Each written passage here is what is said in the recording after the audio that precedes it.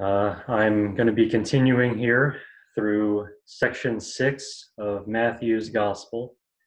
Again, section 6 is roughly from the end of chapter 20 all the way through to the end of chapter 25.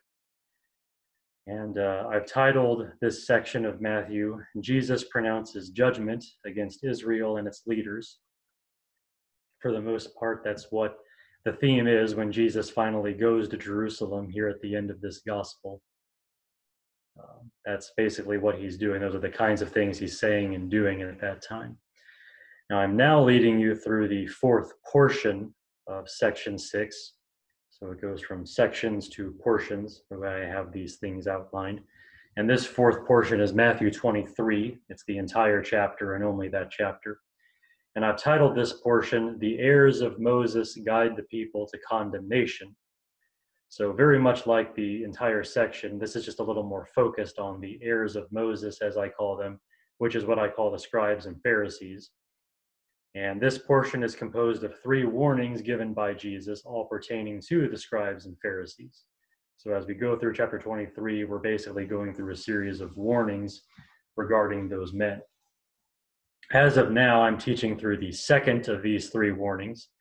So section, portion, second warning, I guess, if you want to keep the visual outline going. This second warning is the one spoken directly to the scribes and the Pharisees themselves. This is the famous list of woes that he levels against these men when he addresses them specifically himself. And today I plan to discuss the third of these woes. We've made it through the first 2 already. And this woe that I have set up for you here tonight, this is about the swearing of oaths. So before I go any further, I want to make sure we all have a clear idea of what an oath is. And I want to talk about this mainly for the sake of the children, but also, I don't know, oath taking is kind of foreign to us. We do it in some ways in our culture, but not nearly to the degree that other cultures do and have. So even we, I think, maybe need to think about it a little more clearly.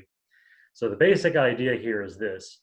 When you tell someone else what you plan to do, you can give that person different ideas about how certain you are to do what you say. There are levels of confidence that we can instill in somebody else. Even among people that are honest people, there are still different levels of confidence that you can give to people regarding your words. At the lowest level, you can just say what you plan to do. You know, I will come to your party on Friday or whatever it might be. You just say that, and that's it. And you might have full good intentions with that, but we all know what it's like to say something honestly, but later find ourselves unable or unwilling to do what we say. So even among people that are, honest in every way, just saying something only conveys kind of this bare minimum level of confidence. So you might go further than that and make what we call a promise, to use the word that we use in our culture.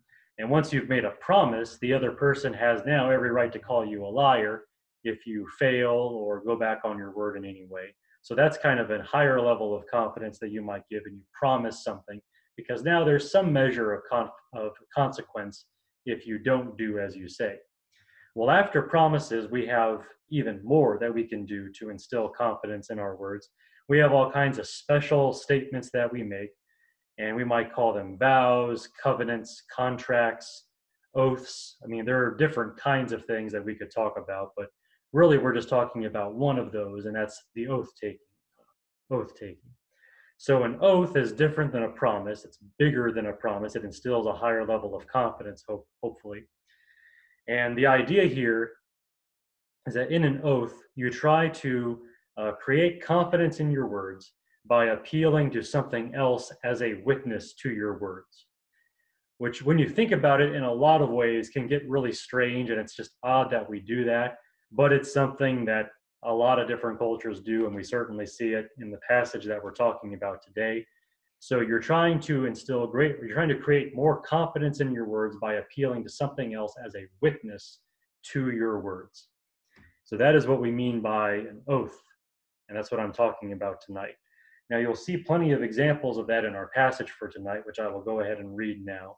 This is Matthew 23, starting in verse 16. And I'll be reading through verse 22. So here we go.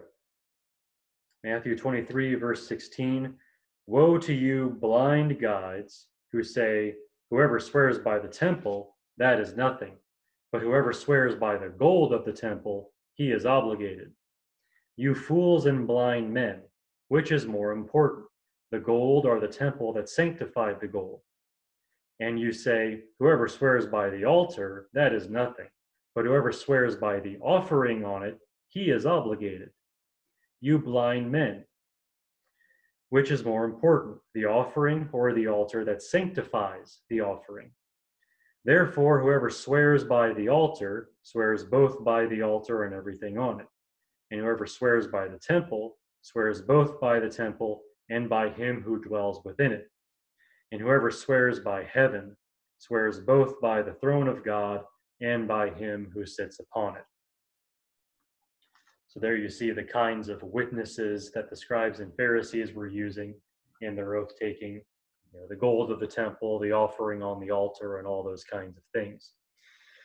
Well, my sermon today is called Blind Eyes and Big Mouths, because I think that is a fair summary of what you see in the scribes and the Pharisees. They have blind eyes and big mouths with regard to their oath taking. In this third woe, Jesus describes the blindness of the scribes and the Pharisees as it is displayed by their oath breaking. So not just their oath taking, but their oath breaking. And by the way, they encourage other people to break their oaths based on all the fine distinctions they make in that passage that we just read. My outline for today has 4 headings. So if you're trying to keep track of where I am as I talk about these things, here are the 4 big bullet points that I can give you. First, the Old Testament encouraged people to swear by God's name. So if you're talking about witnesses for your oaths to instill that highest level of confidence, the witness should be God. The name of God is what you should swear by, according to the Old Testament. My second heading is that the scribes and the Pharisees did the opposite of everything taught in the Old Testament. That will not be hard to show, but I do have a whole point dedicated to it so you can really see what they're doing and why they're doing that. Thirdly, Jesus insisted that all oaths are actually sworn by God. So this is where I really get into the details of the passage for tonight and try to show you how Jesus is trying to reason with these men, or reason against these men, might be more accurate. And then finally, my 4th heading, Christians ought to swear by God with all simplicity and bravery, but should only swear rarely. And that's my effort to derive some kind of application for you all based on everything I'm going to say tonight, and a few more things that I'll try to throw in at the very end. So hopefully by the time I get there, you'll see why I say all those things there at the very end. So that's what we're doing tonight. Now, Matthew is the only gospel to actually record anything from Jesus about oaths. We see that here in Matthew 23. We also see it in another passage earlier on back in Matthew chapter 5, and I will read that passage a little later on. But Matthew is the only gospel author who bothered to record these things that Jesus said about oaths. And certainly Matthew's audience, being directly influenced by the scribes and the Pharisees, would have the most to learn from this. They are the ones that have been under this kind of teaching, basically telling them on in what situations you can legitimately break your word, break your oath. And so Jesus had to talk about those things, and Matthew had to record his teaching on those things to deal with the fallout from all of that horrible teaching that Israel had through all those years. So yeah, it makes sense for Matthew to be the only one to talk about this, but even if swearing an oath is somewhat foreign to other kinds of people, and certainly foreign to us, there's still a lot to learn from this passage, and I do think there's plenty to learn, and I will try to get to that by the end of this particular message. So let's move on to the first heading for tonight.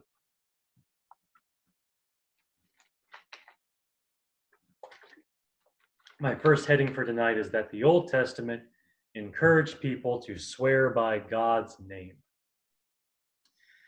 So this heading is partly meant to explain, the scribes and the Pharisees, and really give some background for why they eventually took the course of action they did. But it is also meant to condemn them, because once you see what God originally laid out with regard for oath taking, the conduct of the scribes and the Pharisees just seems all the more deplorable. So we're going to talk about this from the Old Testament for a while, and I have 4 passages to read to you from the Old Testament. I won't be in any of them for very long, so you don't necessarily have to go to any of them, except maybe the third one, which I'll be in that one for some time, but 4 passages overall. So the first passage states that the very basic idea of all swearing, any kind of oath you might make, and that is, do according to all that proceeds from your mouth. Do what you say, in other words. And the passage I have in mind here is from the book of Numbers.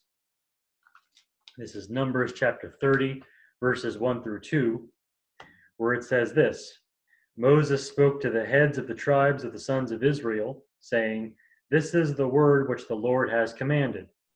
If a man takes a vow to the Lord, or takes an oath to bind himself with a binding obligation, he shall not violate his word. He shall do according to all that proceeds out of his mouth." Bare minimum idea here of an oath is you do what you say you're going to do. Do according to all that proceeds from your mouth when you swear an oath. Very simple. So that's passage number 1. The second passage is that no one should profane God's name by swearing falsely in God's name. Now, to profane something means to make it common. So you take this thing that is actually holy and you treat it like it's something common, which basically, if you want to divide up the world, you've got everything that's holy in one little point over here and then everything else over here. So the idea of profaning something is you take this holy thing and treat it like everything else in the world, like it doesn't even matter. And that's how it is described in the law of Moses. When you break an oath that you took in God's name, you profane the name of God. And Moses said specifically, don't do that. And the passage I have for that is Leviticus 19, verse 12, where he says this. He says, "You shall not swear falsely by my name." This is God speaking through Moses. "You shall not swear falsely by my name so as to profane the name of your God. I am the Lord." All right, so don't swear falsely in God's name. So do according to everything that proceeds out of your mouth, and do not swear falsely by God's name. Put those together, and you've got a pretty hard and fast rule here about swearing oaths in the name of God and being bound by them. Now, my third passage for tonight is an example of what might go wrong when you swear by God's name, because this whole thing is not without its problems, and it's certainly worthwhile to talk about them. This example is from the life of King Saul. It is found in 1 Samuel chapter 14. This story also features the son of Saul, Jonathan, and this is the passage where I'll be here for a while, so if you want to turn there, you can. 1 Samuel 14. And just to give you some background, just prior to this passage, we have record of a great victory that Jonathan won for Israel against the Philistines with God's help. So Jonathan is kind of the hero of the hour based on the work that God did through him. And the passage I'm going to read begins after that victory. And I'm going to start reading in verse 24 of 1 Samuel chapter 14. So I will turn there as well so I can read it. 1 Samuel 14, starting in verse 24, says, "Now the men of Israel were hard pressed on that day, for Saul had put the people under oath, saying, 'Cursed be the man who eats food before evening, and until I have avenged myself on my enemies.' So none of the people tasted food. All the people of the land entered the forest, and there was honey on the ground. And when the people entered the forest, behold, there was a flow of honey, but no man put his hand to his mouth, for the people feared the oath. But Jonathan had not heard when his father put the people under oath. Therefore he put out the end of his staff that was in his hand, and dipped it in the honeycomb, and put his hand to his mouth, and his eyes brightened. Then one of the people said, 'Your father strictly put the people under oath, saying, Cursed be the man who eats food today.' And the people were weary. Then Jonathan said, 'My father has troubled the land. See now how my eyes have brightened because I tasted a little of this honey. How much more if only the people had been able to eat freely of the spoil of their enemies, which they found. For now the slaughter among the Philistines has not been great.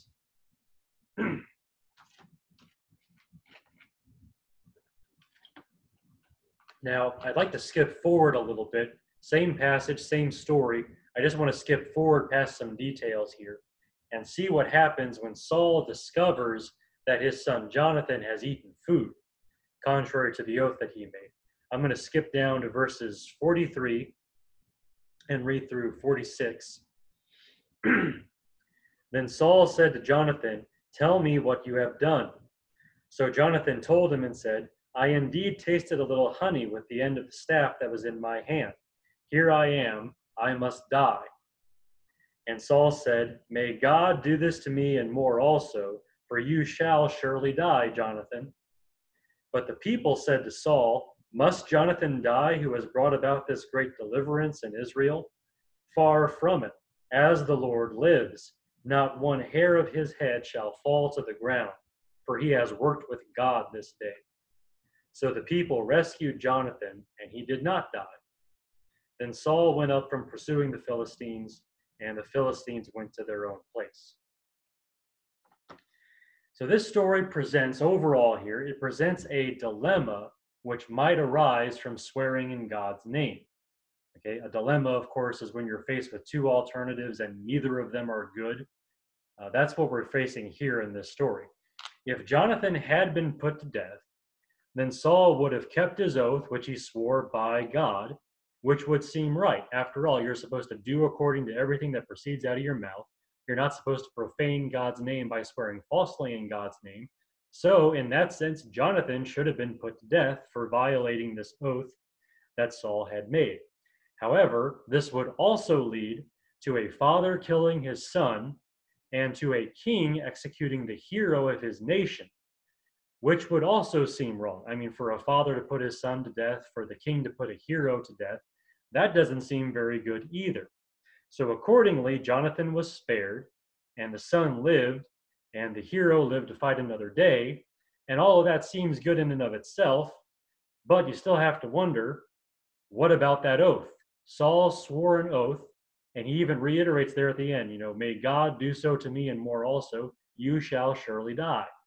And then the people kind of swear this counter oath, as the Lord lives, he shall not surely die. And it's just like, this is a mess. This is a terrible thing to see happen coming out of this oath that Saul made.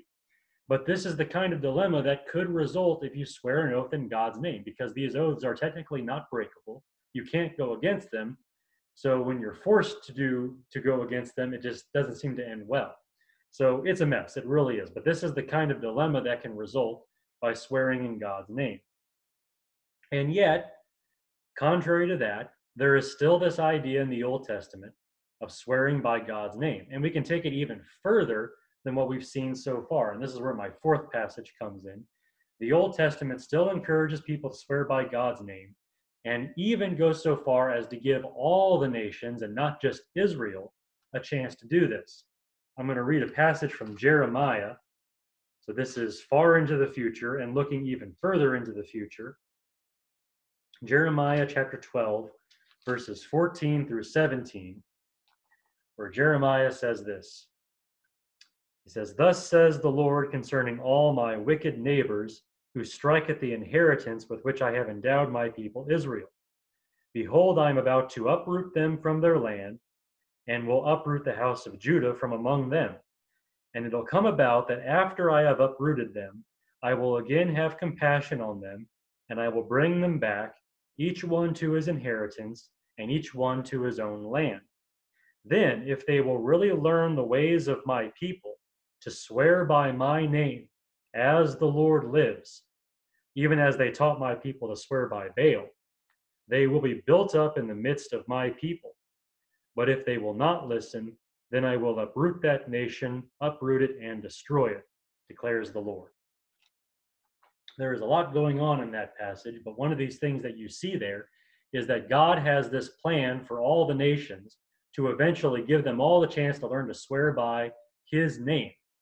Just as they would formerly swear by Baal, just as they were corrupting Israel to have them swear by Baal. Now they're going to give, all the nations are going to have this chance to swear by God's name.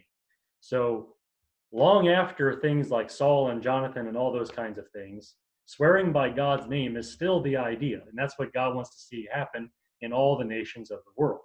Therefore, we can say from the Old Testament that God encouraged people to swear by his name, even though the practice could lead to dilemmas, like you see with Saul and Jonathan. Even so, swearing by the name of God is the way it's supposed to be done.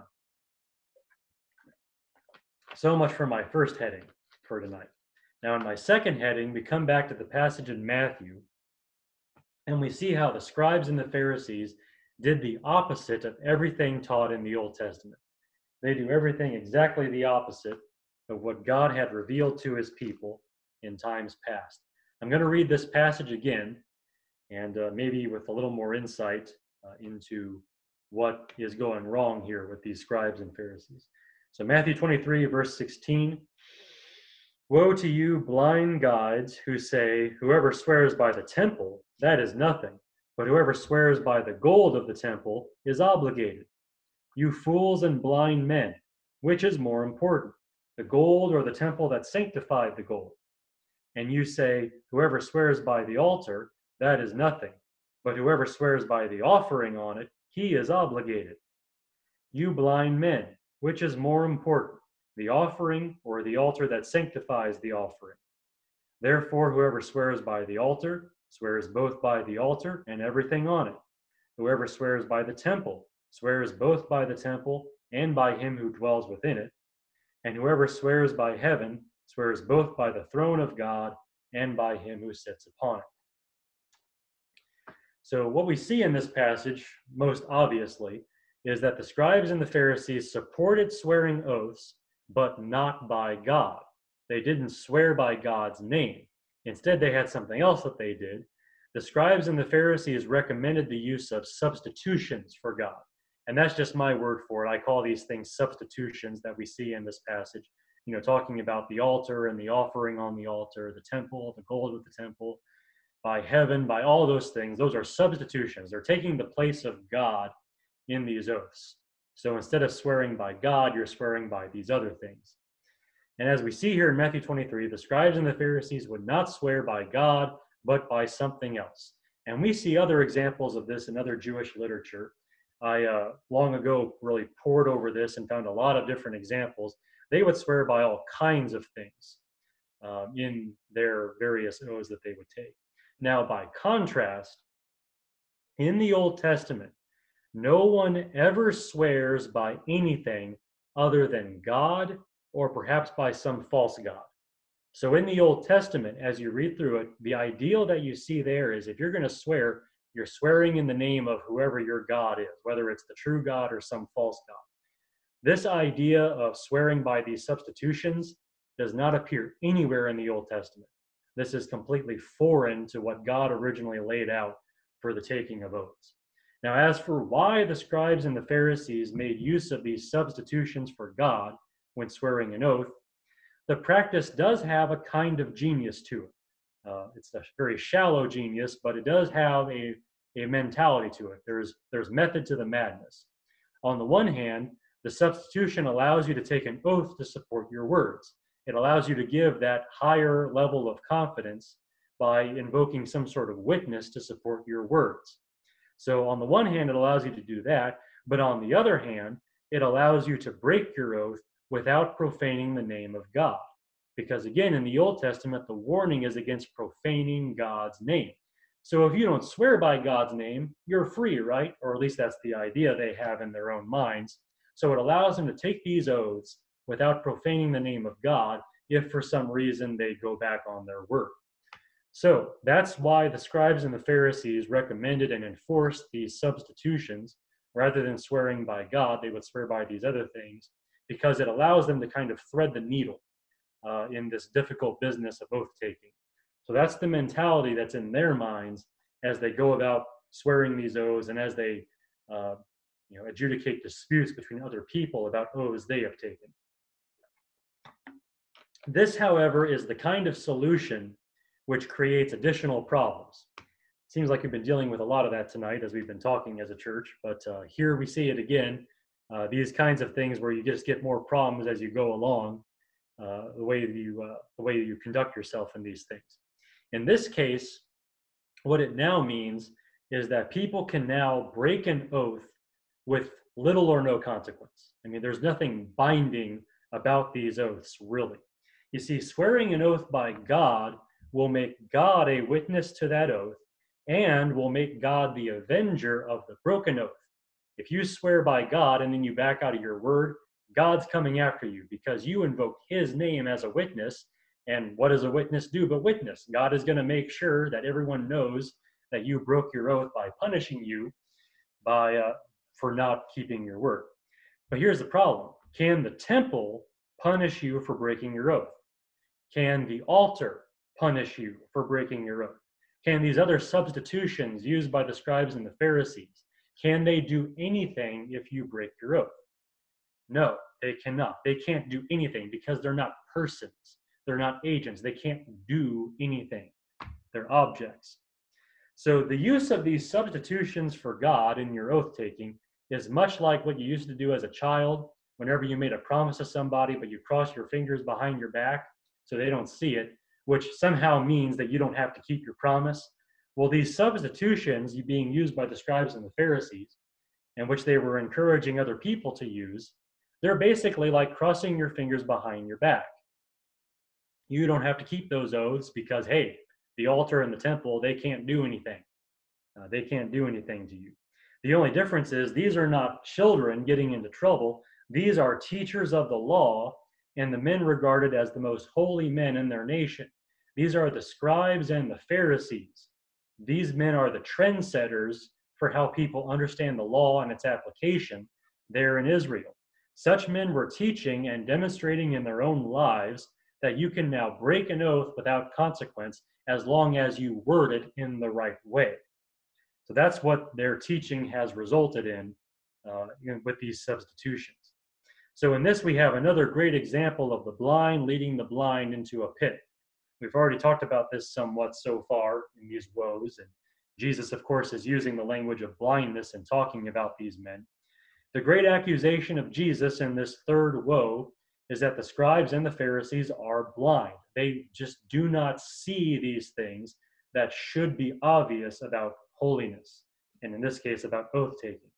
These men are so blind that they cannot see how their substitutions for God are nothing more than a way to lie.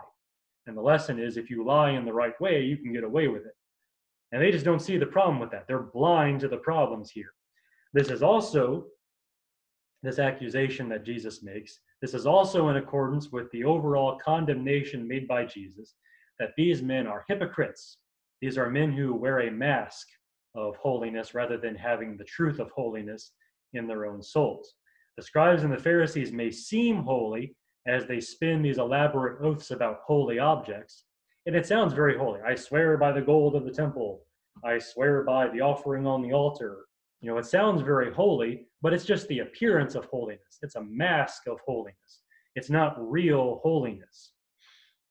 So that's what you actually have here going on, this hypocrisy with the scribes and the Pharisees.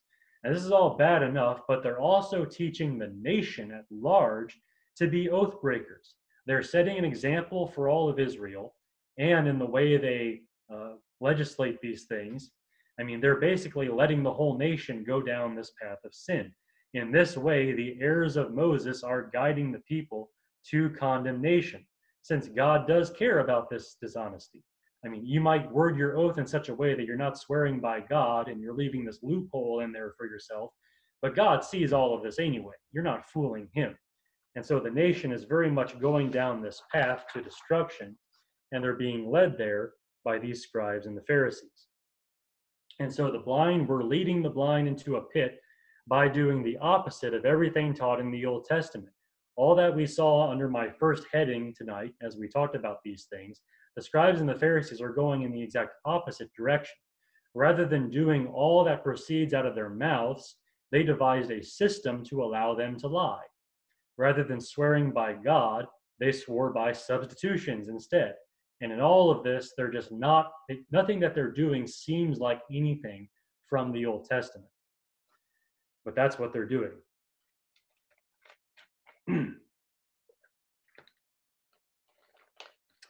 So now we come to the third heading for today, possibly the most complicated of them, but I think I can talk about this in a way that makes everything clear. I hope I can. I would like to study the way Jesus treated the dishonesty of these oath substitutions. I want to just come into this passage and see how he deals with these men on this point of oath taking and oath breaking. In his refutation of the scribes and the Pharisees, Jesus insisted that all oaths are actually sworn by God. So that's my summary for how Jesus is reasoning with these men. They're certainly making the effort not to swear by God's name, and in their own minds, they think they're not swearing by God's name.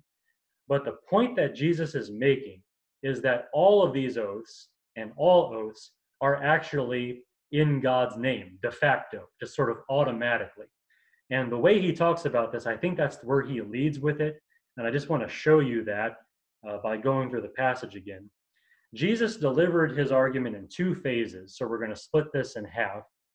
In his first phase, Jesus simply mocked their blindness toward holiness.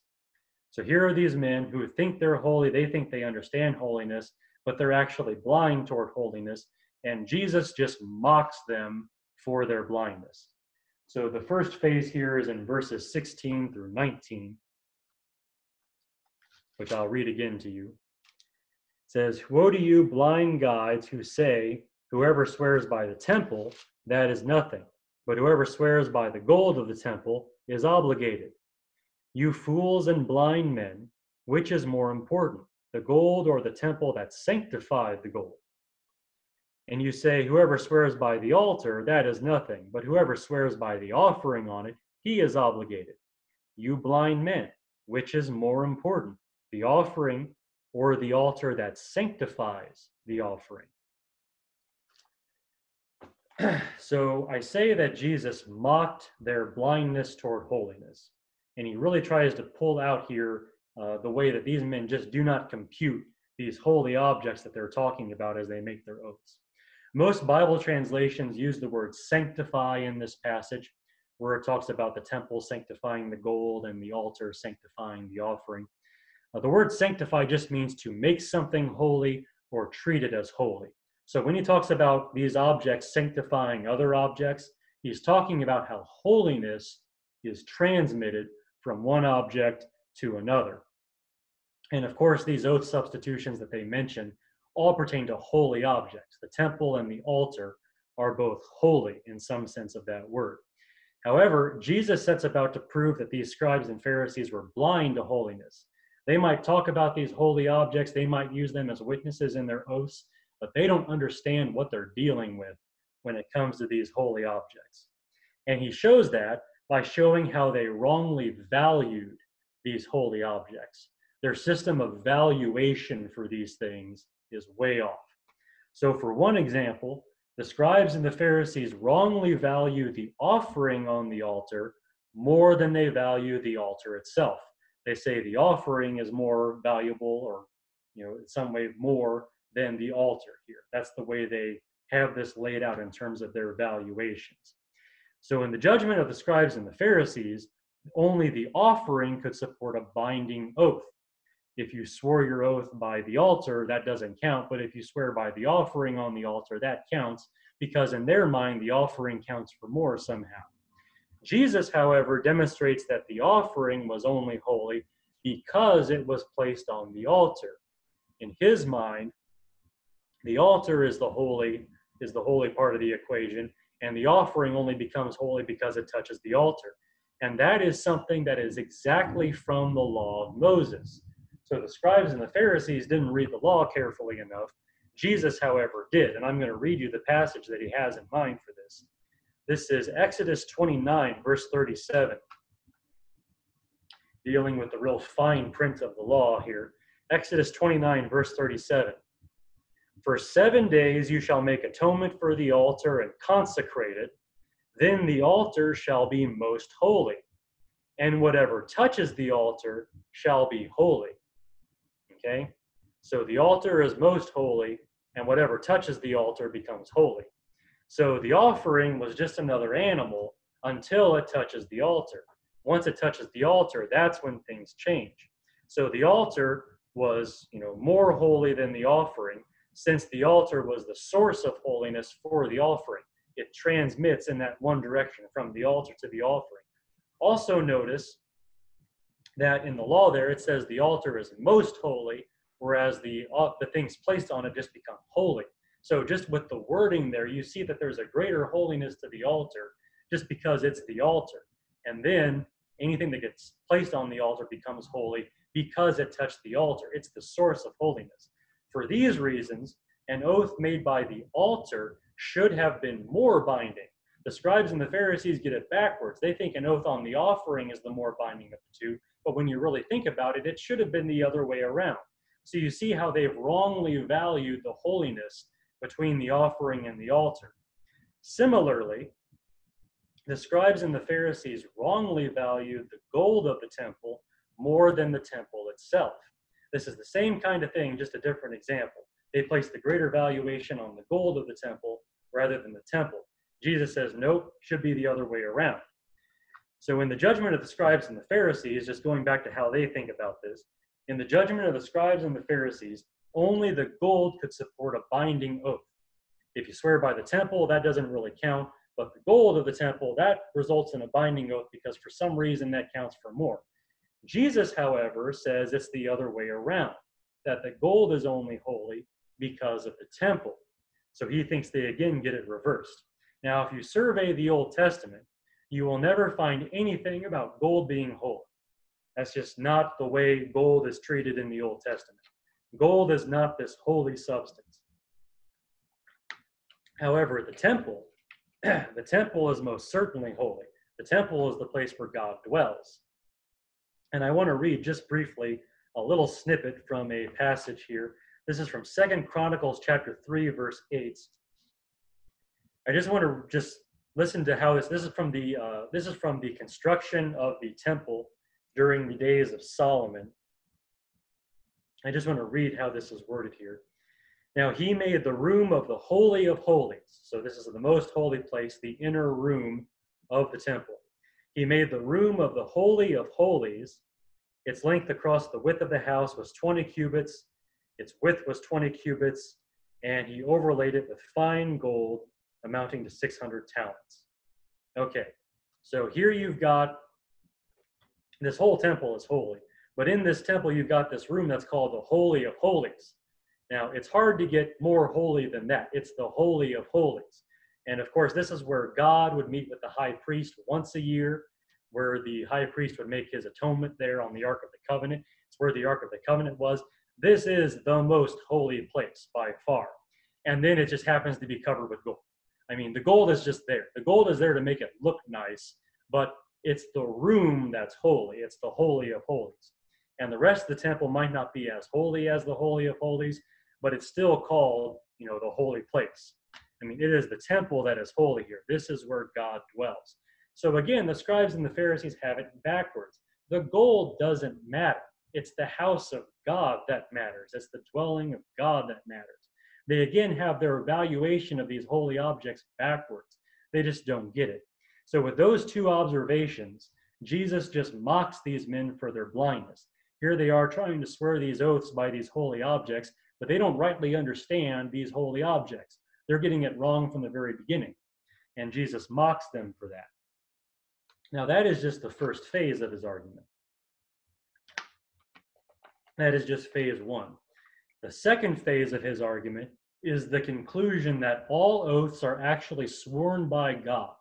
Even if you're trying not to swear by God, you are actually swearing by God. And he argues that point here in the second phase. Now, the argument from Jesus so far has been about how objects are made holy. The altar makes the offering holy. The temple makes the gold holy. It's about how objects are made holy, how holiness is transmitted from one object to another. That's what Jesus has been doing so far. But in the second phase, Jesus reminds us all that all holiness is actually from God, who is holy. So you can talk about the altar transmitting its holiness to an offering and the temple transmitting its holiness to the gold, but all of that holiness started somewhere, and it started with God himself. So that is where Jesus is going next. So let me read the next phase of this. This is starting in verse 20,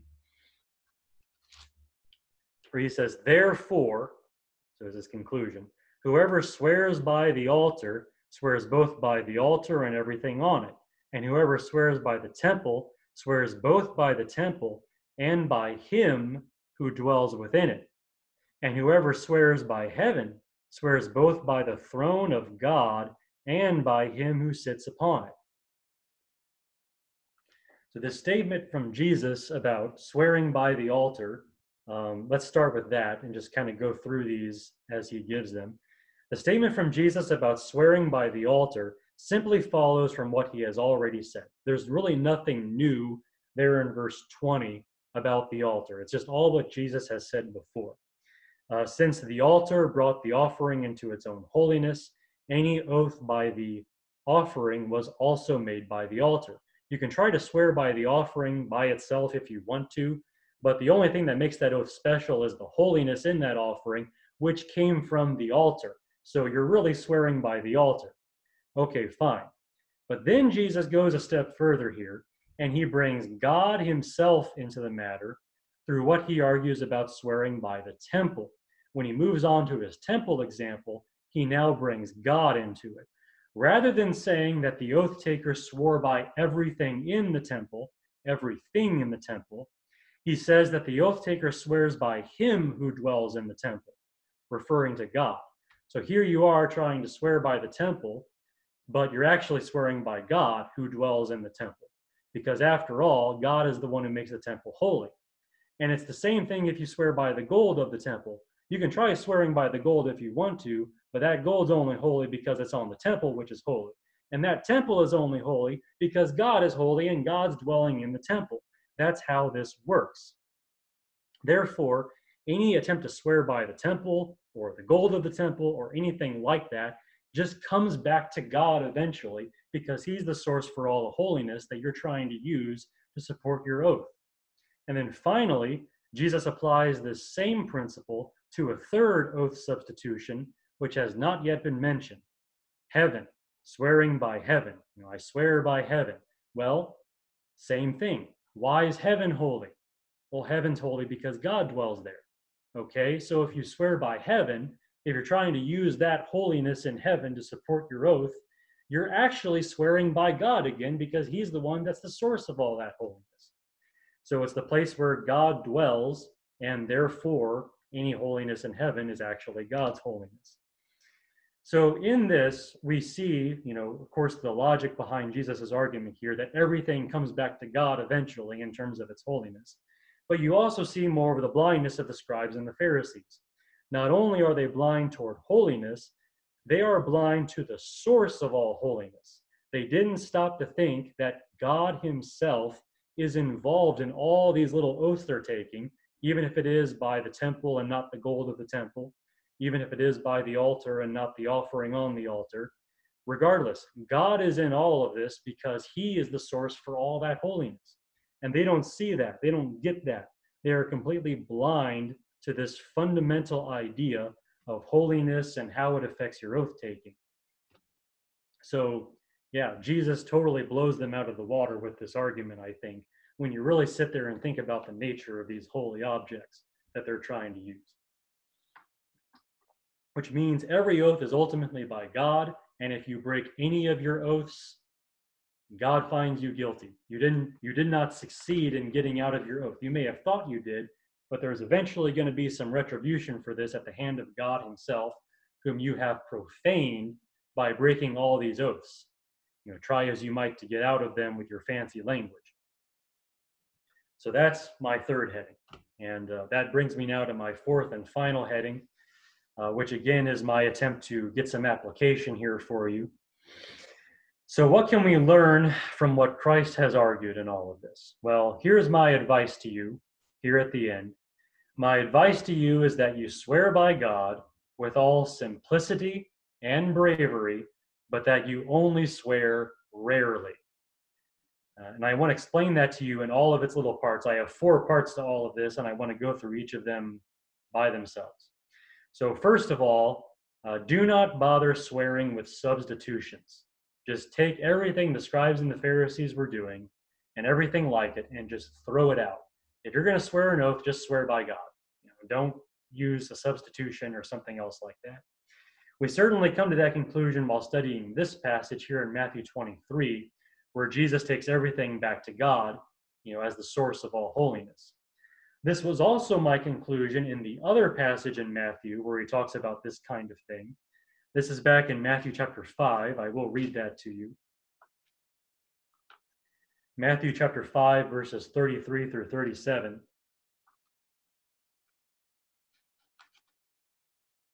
Sorry, I wasn't quite there. Okay, again, you have heard that the ancients were told, "You shall not make false vows, but shall fulfill your vows to the Lord." But I say to you, make no oath at all, either by heaven, for it is the throne of God, or by the earth, for it is the footstool of his feet, or by Jerusalem, for it is the city of the great King. Nor shall you make an oath by your head, for you cannot make one hair white or black. But let it be yes, yes, or no, no. Anything beyond these is of evil. All right, so I understand that passage in much the same way as I understand the passage in Matthew 23. I mean, there are some differences and emphases there for sure, but by and large, I think Jesus is getting at the same point. To swear by heaven or by the earth or by Jerusalem would only be to swear by the God who sanctifies all of those objects. There's no point in swearing by those things because it all comes back to God eventually. And as for your head, you're not the one in control of your head. And if there's anything special about your head, it's because God's the one who made it. And he's the one that has control over it and the hairs that fall from it and what the color your hairs are. It all goes back to God. So don't bother swearing by all these other things. It all comes back to God eventually anyway. So don't bother with all these substitutions. I swear by the temple. I swear by the altar. Don't do any of that. Just swear by God. Secondly, the second part of this is that you should swear in a simple manner. And by simple, I mean not with all of these loopholes and invisible ways out of your oath if you want to make use of them. Just swear in a simple manner. Now, in Matthew chapter 5, there's a really good example of this, and it's where Jesus commands us to say either yes, yes, or no, no. Now, on the one hand, either statement is more emphatic than a simple yes or no. So on this scale of confidence that you're trying to create in other people, yes, yes is more than just yes, and no, no is more than just no. In fact, and this is something that you might not realize, the ancient Jews actually did consider those oath formulas. So we are talking about a way to swear an oath. I want to read something to you. This is from one of these pieces of Jewish literature that I'm always reading and talking about. 2 Enoch 49, verse 1. This is, again, just a Jewish literature, Jewish book. It says this, if there is no truth in human beings, then let them make an oath by means of the words, yes, yes, or no, no. And I found a few other examples of that in other Jewish writings where they use yes, yes, or no, no as an oath formula. But the beauty of this oath formula and why I like it so much and why I think Jesus wants us to use it is because it's so simple. There's no way to cross your fingers behind your back when you're doing this. It's either yes or no. Yes, yes, or no, no. There's no middle ground here. There's no, well, he swore by the temple. He didn't swear by the gold of the temple, so it doesn't count. There's none of that. This is a simple, straightforward oath. So when you give your word and pledge to somebody, don't give yourself all of these loopholes and exceptions and all these ways to get out of your oath if you so choose to do so. Instead, just swear in a simple manner. Yes, yes, or no, no. Thirdly, and possibly another way of saying what I just said, but a little bit of a different emphasis, swear to your own hurt and do not change. And if that sounds odd but somewhat familiar to you, it's because I'm getting it from a passage of the Bible. I'm just going to read it to you. This is Psalm 15. And I am going to read the entire psalm, but it's really just one verse that I have in mind. Psalm 15. It's very short. A psalm of David. O Lord, who may abide in your tent? Who may dwell on your holy hill? He who walks with integrity and works righteousness and speaks truth in his heart. He does not slander with his tongue, nor does evil to his neighbor, nor takes up a reproach against his friend, in whose eyes a reprobate is despised, but who honors those who fear the Lord, who swears to his own hurt and does not change. He does not put out his money at interest, nor does he take a bribe against the innocent. He who does these things will never be shaken.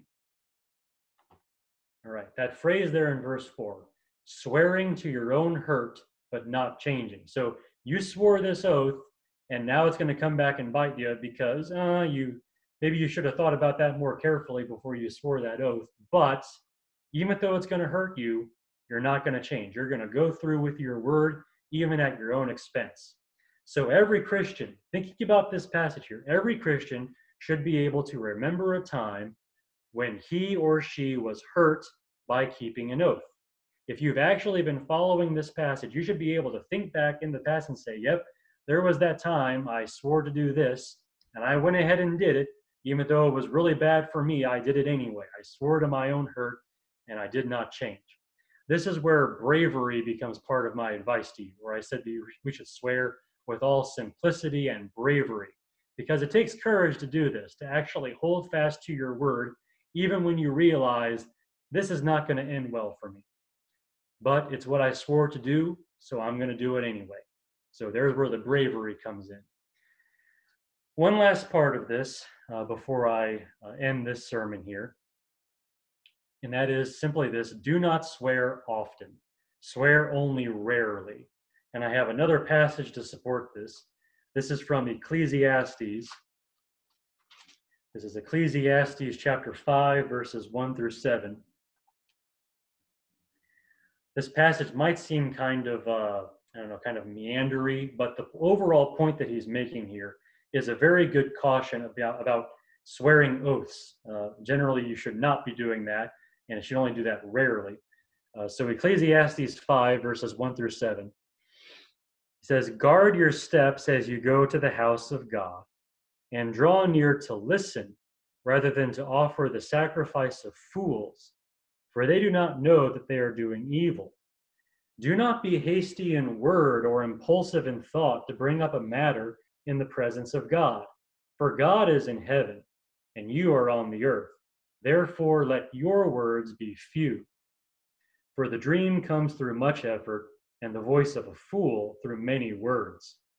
When you make a vow to God, do not be late in paying it, for he takes no delight in fools. Pay what you vow. It is better that you should not vow than that you should vow and not pay. Do not let your speech cause you to sin, and do not say in the presence of the messenger of God that it was a mistake. Why should God be angry on account of your voice and destroy the work of your hands? For in many dreams and in many words there is emptiness. Rather, fear God. So, all that to say, swearing and vowing, all such things, I think, have their place in the life of a Christian. I think it's all throughout the Bible, this idea of swearing, even swearing by God. But make that place a very small place. Don't swear often. If your tendency with everything is to take some kind of oath, leave off that practice. Don't do that. I mean, let your words be few, because you're more likely to swear to your own hurt if you swear often. Better to swear very rarely so that those times are minimized, rather than swearing very often and putting yourself in jeopardy like that. So that's why my full advice to you here at the end of all this is to swear by God with all simplicity and bravery, but to only swear rarely. And that is my application for you all based on these things. So in other words, don't have blind eyes and big mouths like the scribes and the Pharisees did. They They would fill their mouths with oaths and very complicated oaths, but it was really all a symptom of their overall blindness. And I think Jesus shows that in his third woe here, where he talks about their blindness as displayed by their oath taking and their oath breaking. And again, I just want to give you a summary here at the very end to finalize these things. First of all, the Old Testament did encourage people to swear by God's name. It even ends, we ended there in Jeremiah, with God extending that to all nations to learn to swear in his name. So it's very much the encouragement there from the Old Testament. But secondly, the scribes and the Pharisees did the opposite of what the Old Testament taught. They did not do according to all that proceeded from their mouth, and instead they tried to find ways out of their oaths. So they were doing the opposite of all that. Jesus comes in, and this is my third heading. Jesus comes in and insists that all oaths are actually sworn by God. He traces all those holy objects back to God himself, and therefore, even if you're trying not to swear by God's name and trying to get out of your oaths in that way, it doesn't work. God's in all of it. God sees all of it. God cares about all of it. And then finally, based on all these things, swear by God, but swear with all simplicity, swear with all bravery, but do not swear often. Instead, swear rarely. Let your words be few. And that is all I had to say tonight. When I speak next time from Matthew, I'll be speaking about the fourth woe given by Jesus, about the weightier provisions of the law. So that is what I will teach about next time. At this time, if there are any questions, I will try to answer those. If anyone has anything else to share, they can do that as well.